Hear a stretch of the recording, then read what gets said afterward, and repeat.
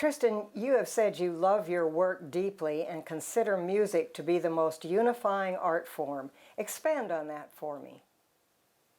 Okay, so I agree with that statement, first of all, and I think it is because it's immediately accessible for anybody, regardless of language. You know, I've had a couple cultural shocks when I go travel to different countries where they speak, you know, I've been to Taiwan and China, and they speak, you know, these languages that I just can't even begin to understand.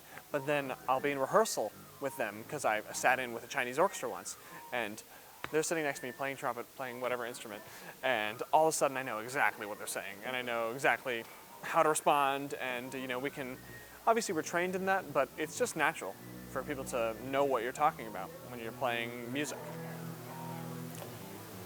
Now, you studied at the Peabody Institute after high school before going on to Juilliard. Yeah. And you have said you had a reaffirming moment when you walked into the Peabody Plaza. Can you describe what happened and what you felt that day?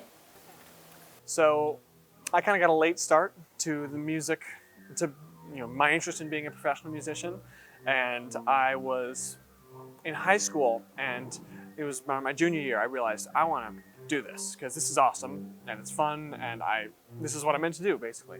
So I get to Peabody and I start walking through the plaza, and I hear these opera singers singing, and everyone's practicing. There's practice rooms everywhere, and I hear people practicing, which I had never heard in my life because I only heard myself practice. And it was really inspiring because all of a sudden I wanted to practice more, and it was, my whole time in music school was people bringing me up, and that's what it's all about, really. It's just people encouraging you to do your best and to do better. And so that moment encapsulated how I felt, leading up to that was a very important thing for me. All that music flooding out into Yeah, and you hear everyone practicing in their lessons, you hear their teachers, you hear it all, and it was very cool. I felt right at home.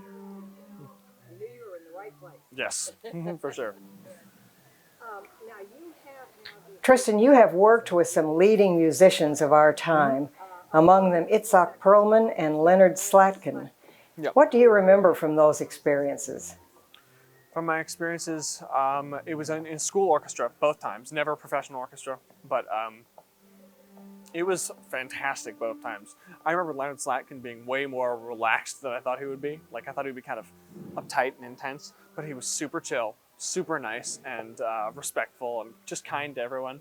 And Itzhak Perlman was the same way. He's sort of when you're at Juilliard, he's on faculty, and so he's, in his wheelchair around, and he's just, everyone sees him, and it's like they see their grandpa or something. Everyone loves him, and they're just so happy to see him. He's got this energy.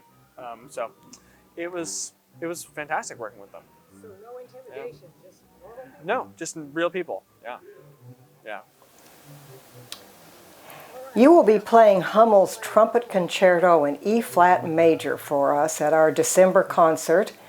This work has been described as demanding and challenging.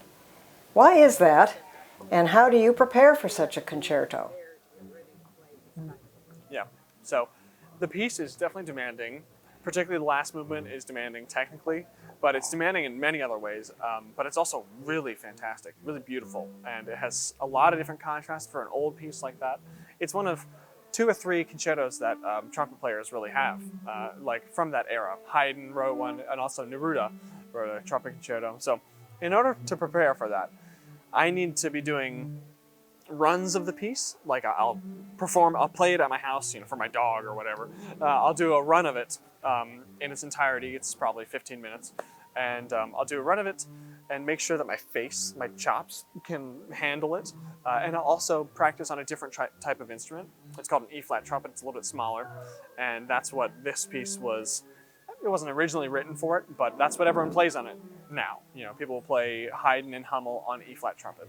So I'll be working a lot on that. And it's kind of hard to balance because I also play in the Jacksonville Symphony. So I'm going to have to be coming from a week where I'm playing C trumpet on this movie, a Disney movie called Up, which is awesome.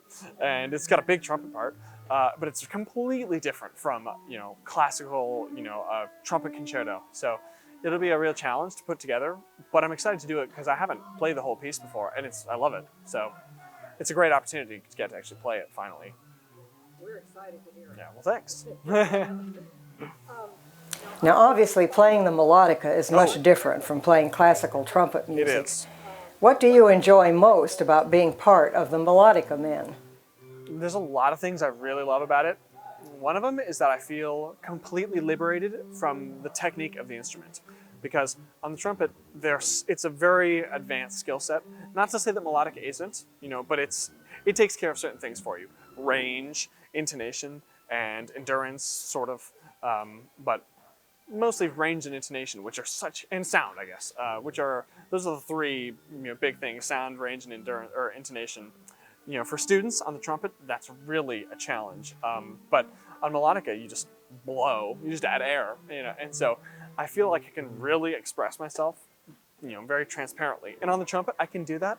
It's just way harder, and it takes a lot more focus and many years of practice.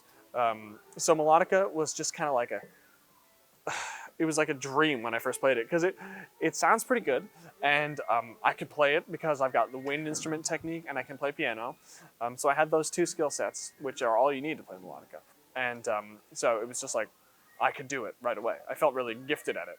And so that's part of what I love about it. And I also love the repertoire that we play. We play full orchestra music, and we really learn more about the music.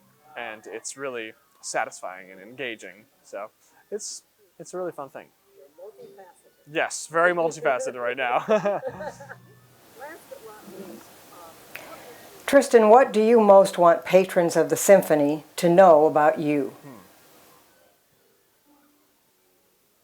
I think the most important thing is that we are here for them, and we are here for the audience, because sometimes I get really nervous for performances, usually not on melodica, but on trumpet, because I have a responsibility. If we're playing great music, which we always play great music here, a couple of years ago we did Wagner, and there's this one moment where you're capturing the moment of this character who's just died, and it's like devastating, and he was the hero and everyone loved him, and the trumpet plays this really emotional, incredible solo.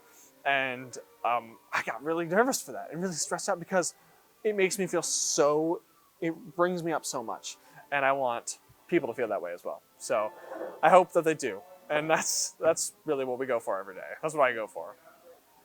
Thank you. Thank you.